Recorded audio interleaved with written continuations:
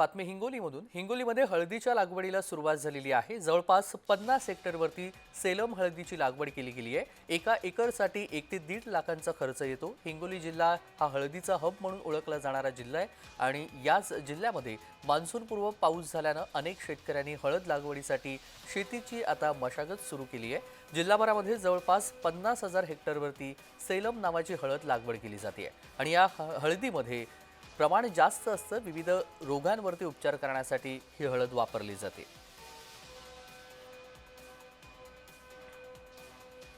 आणि या ठिकाणाहून आढावा घेतलेला आहे आमचे प्रतिनिधी श्रीधर वाळवंटे यांनी। पाहूयात। हिंगोली जिल्हा हा हळदीचा हब म्हणून ओळखला जातोय आणि याच हिंगोली जिल्ह्याभरामध्ये सेलम नावाची हळद जी आहे ते मोठ्या प्रमाणात लावली जाते। तर तब्बल हिंगोली जिल्ह्यामध्ये 50,000 हेक्टरच्या आसपास या ठिकाणी लागवड देखील शेती करण्यात येत आहे आणि मी उभा आहे शेतीच्या या ठिकाणी।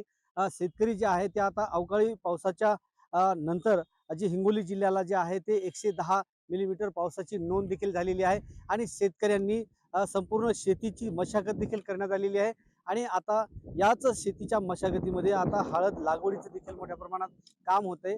पाहू शकता की या ठिकाणी महिला वर्ग जे आहे ते नागरिक जे आहेत ते मोठ्या प्रमाणामध्ये हळद लागवड देखील करत आहेत। आता आता या हळदीच्या लागवडीमध्ये आता शेतकरी राजा जे आहे ते पावसाच्या प्रतीक्षेत देखील आहे। सध्या अवकाळी पाऊस झाल्याच्या नंतर सध्या साधारण तरी 2 ते 3 दिवस पावसाने विश्रांती घेतलेली आहे, परंतु आता हळदीची लागवड देखील या मोठ्या प्रमाणात जिल्ह्याभरात होत आहे।